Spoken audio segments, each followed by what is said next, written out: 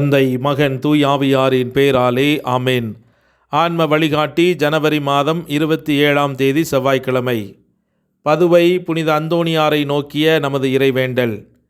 இப்புண்ணிய திருத்தலத்தில் மாட்சிமை தங்கிய மேலான சிம்மாசனத்தில் கிருபாசனம் கொண்டெழுந்தருளியிருக்கிற புனித அந்தோணியாரே, பரிசுத்தத்தனம் விளங்கும் லீலியே, விலை மதிக்கப்படாத மாணிக்கமே, பரலோக பூலோக காவலே, கஸ்தி துன்பப்படுகிறவர்களுக்கு பரம சஞ்சீவியானவரே, பாவிகளின் தஞ்சமே, உமது இன்பமான சன்னிதானம் தேடி வந்தோம். உமது திருமுக மண்டலத்தை அண்ணாந்து பார்த்து உமை கெஞ்சி மன்றாடுகிறோம்.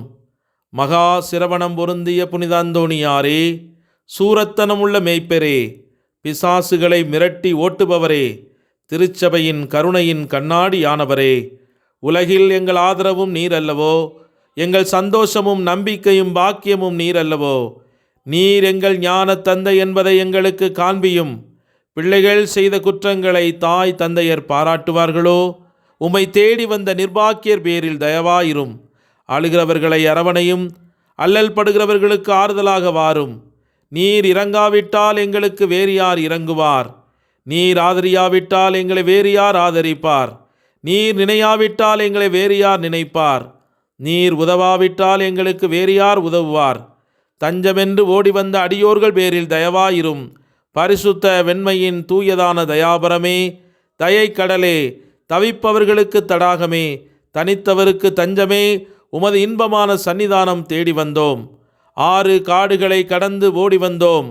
துன்பம், பிணி, வறுமை முதலிய கேடுகளினாலே வாடி நொந்தோம். எங்கள் நம்பிக்கை வீண் போகுமோ? எங்கள் மன்றாட்டு மறுக்கப்படுமோ? எங்கள் யாத்திரைகள் பலனற்றதாய் போகுமோ? எங்கள் அழுகை கண்ணீர் உம்முடைய திரு இருதயத்தை உருக்காது போகுமோ? அப்படி ஆகுமோ ஐயா? எங்கள் அன்பான தகப்பனே, எங்களை முழுவதும் ஒப்புக்கொடுக்கிறோம். எங்களை கையேற்று கொண்டு ஆசீர்வதித்தருளும். ஆமேன். மார்க் நற்செய்தி 3ஆம் அதிகாரம் 34 முதல் 35 முடிய உள்ள இறைவார்த்தைகள்.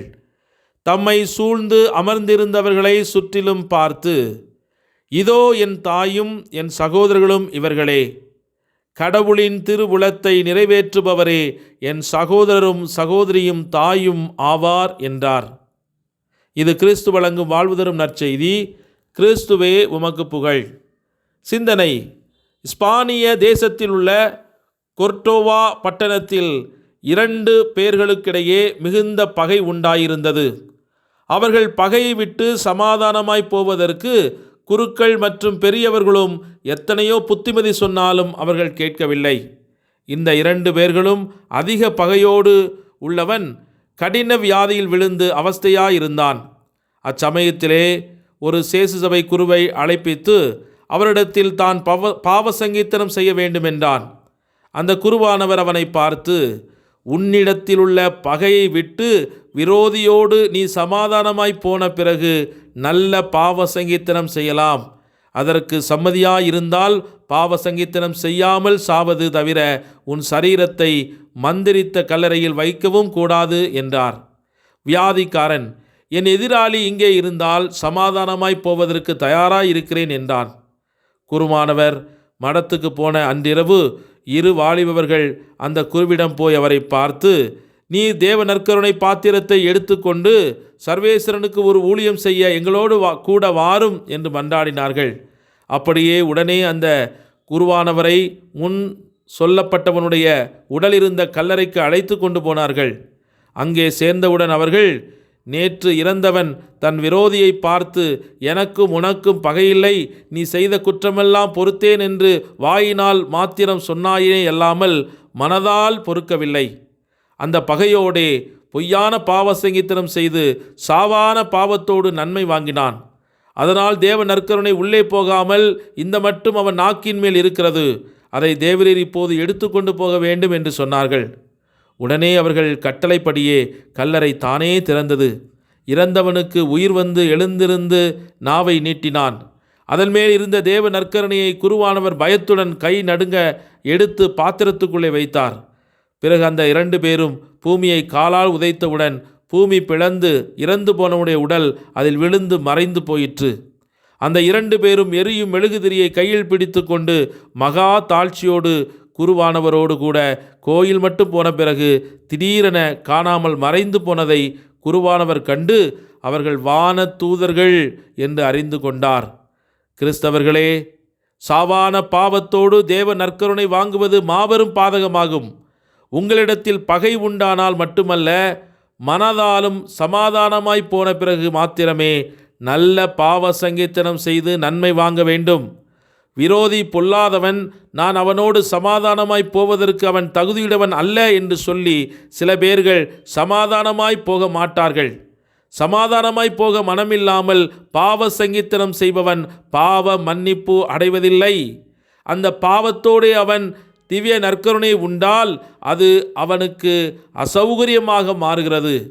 இறைவன் நமக்குள் வருவது ஆசீர்வாதமாக இருக்க வேண்டுமே தவிர நம் பாவங்களை குத்தி காட்டுகிற நீதிபதியாக அவர் மாறிவிடாதபடி நம்முடைய உள்ளங்களை நாம் எப்போதும் தூய்மையாக, அமைதியானதாக, விரோதம், பகைமை இவற்றிலிருந்து நாம் தற்காத்து கொண்டவர்களாக இருக்க நாம் முயற்சி செய்வோம். ஜெபிப்போமாக. தாயும் தந்தையுமான இறைவா, உம்முடைய திருவடிகளை பணிந்து வணங்கி உம்மை ஆராதித்து மகிழ்கிறோம். உம்முடைய பேரிரக்கத்தால் மீட்கப்பட்ட எங்களை பலப்படுத்த ஒவ்வொரு நாளும் எங்களை தேடி வருகிற அன்பு நற்கருணை நாதரே, உம்மை ஆராதித்து மகிழ்ந்து துதிக்கிறோம். உமது உயிர் தரும் உடனிருப்பின் மகிமையால் எங்களை ஆசீர்வதித்து அரவணைத்து காத்து கொள்ளும். அனைத்து அதிகாரங்களையும் தன்னகத்தை கொண்டிருக்கும் அன்பு ஆண்டவரே, இன்று உமது அதிகாரத்தின் கீழ் எங்களை முழுமையாக ஒப்புக் கொடுக்கிறோம்.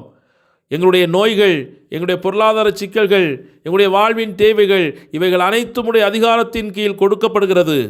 இன்று உம்முடைய அரசாட்சியின் கீழ் வாழுகிற எங்கள் ஒவ்வொருவருக்கும் நல்ல உடல் உள்ள ஆன்மீக நலன்களை கொடுத்து வளப்படுத்தும்படியாக உம்மிடத்தில் நம்பிக்கையோடு மன்றாடுகிறோம்.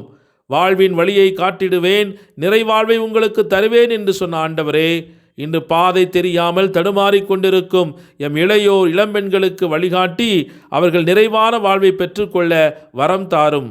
இறைவார்த்தையை கேட்டு அதன்படி நடப்பவர்களே என் தாயும் சகோதர சகோதரிகளும் ஆவர் என்றுரைத்த ஆண்டவரே, உமது சொற்படி செயல்பட்ட அன்னை மரியாளை பின்பற்றி நாங்களும் உமது வார்த்தைக்கு கீழ்ப்படிந்து நடக்க, அதனை தியானிக்க, அதனை செயல்படுத்த இன்று எங்களுக்கு ஆற்றல் தாரும்.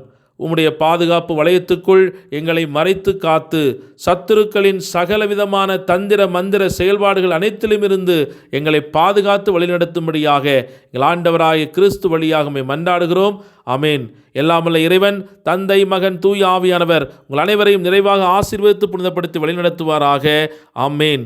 இயேசுவுக்கே புகழ், இயேசுவுக்கே நன்றி. மரியே வாழ்க. இயேசுவின் இரத்தம் ஜெயம்.